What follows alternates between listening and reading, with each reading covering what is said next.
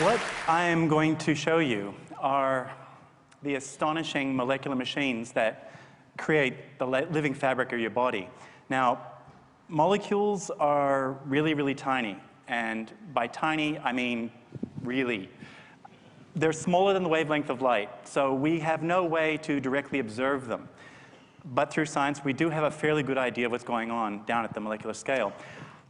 So what we can do is actually tell you about the molecules, but we don't really have a direct way of showing you the molecules.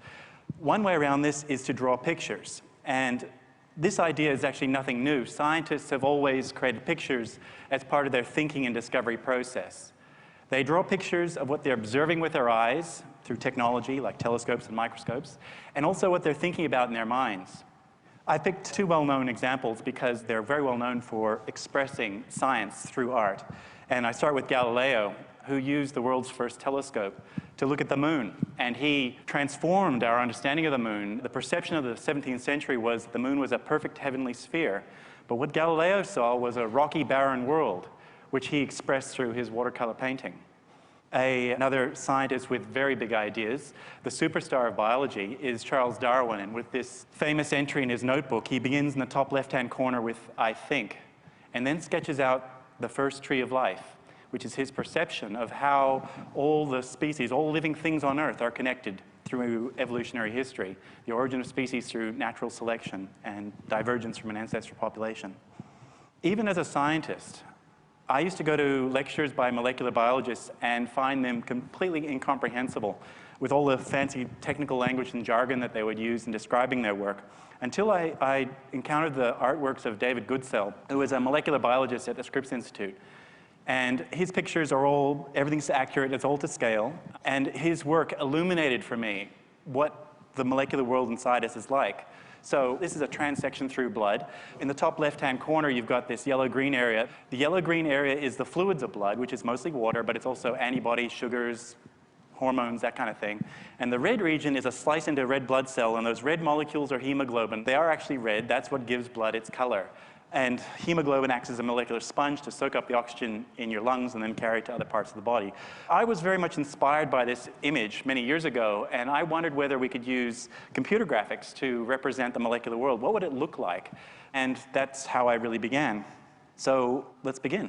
This is DNA in its classic double helix form, and it's from X-ray crystallography, so it's an accurate model of DNA. If we unwind the double helix and unzip the two strands, you see these things that look like teeth. Those are the letters of genetic code, the 25,000 genes you've got written in your DNA. This is what they typically talk about, the genetic code. This is what they're talking about.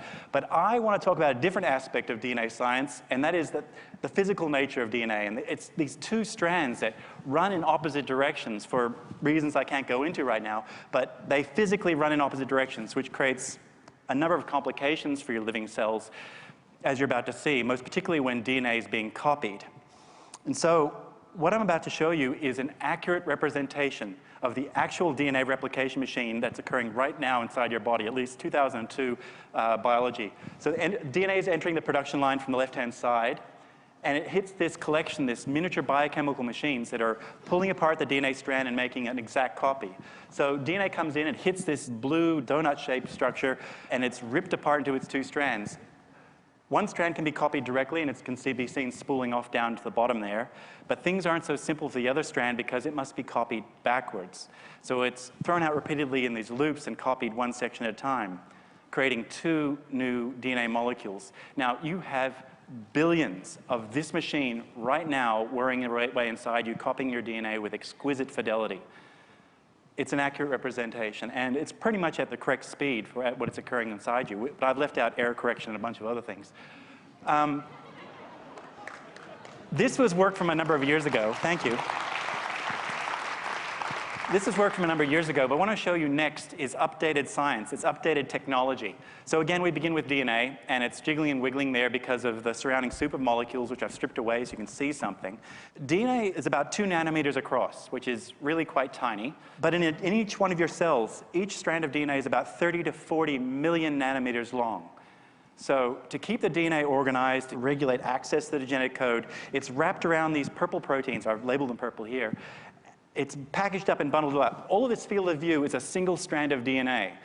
This huge package of DNA is called a chromosome, and we'll come back to chromosomes in a minute. We're pulling out, we're zooming out through a nuclear pore, which is sort of the gateway to this compartment that holds all the DNA called the nucleus.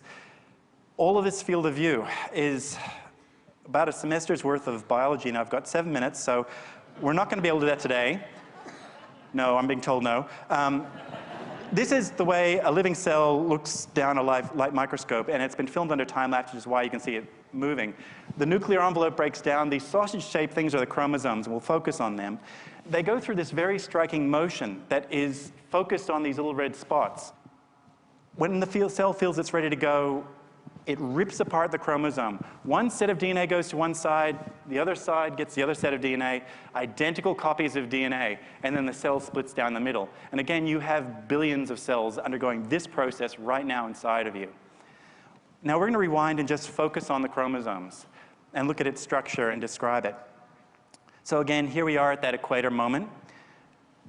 The chromosomes line up, and if we isolate just one chromosome, we're going to pull it out and have a look at its structure. So this is one of the biggest molecular structures that you have, at least as far as we've discovered so far, inside of us. So this is a single chromosome, and you have 2 strands of DNA in each chromosome. One is bundled up into one sausage, the other strand is bundled up into the other sausage. These things that look like whiskers that are sticking out from either side are the dynamic scaffolding of the cell. They're called microtubules, but the name's not so important. But what we're going to focus on is this red region. I've labeled it red here, and it's the interface between the dynamic scaffolding and the chromosomes. It is obviously central to the movement of the chromosomes, but we have no idea really, as to how it's achieving that movement. We've been studying this thing called the kinetochore for over 100 years with intense study, and we're still just beginning to discover what it's all about. It is made up of about 200 different types of proteins, thousands of proteins in total. It is a signal broadcasting system. It broadcasts through chemical signals, telling the rest of the cell when it's ready, when it feels that everything is aligned and ready to go for the separation of the chromosomes. It is able to couple onto the growing and shrinking microtubules. It's transiently, it's involved with the growing of the microtubules, and it's able to transiently couple onto them. It's also a tension sensing system. It's able to feel when the cell is ready, when the chromosome is correctly positioned. It's turning green here because it feels that everything is just right. And you'll see that there's one little last bit that's still remaining red. And it's walked away down the microtubules. That is the signal broadcasting system sending out the stop signal, and it's walked away. I mean, it's that mechanical. It's molecular clockwork. This is how you work at the molecular scale. So with a little bit of molecular eye candy, we've got kinesins, which are the orange ones. They're little molecular courier molecules walking one way. And here are the dynein. They're carrying that broadcasting system, and they've got their long legs so they can step around obstacles and so on. So again, this is all derived accurately from the science. The problem is we can't show it to you any other way. Exploring at the frontier of science, at the frontier of human understanding, is mind-blowing. Discovering this stuff is certainly a pleasurable incentive to work in science. But most medical researchers, this is just discovering this stuff is simply steps along the path to the big goals, which are to eradicate disease, to eliminate the suffering and the misery that disease causes, and to lift people out of poverty. Thank you.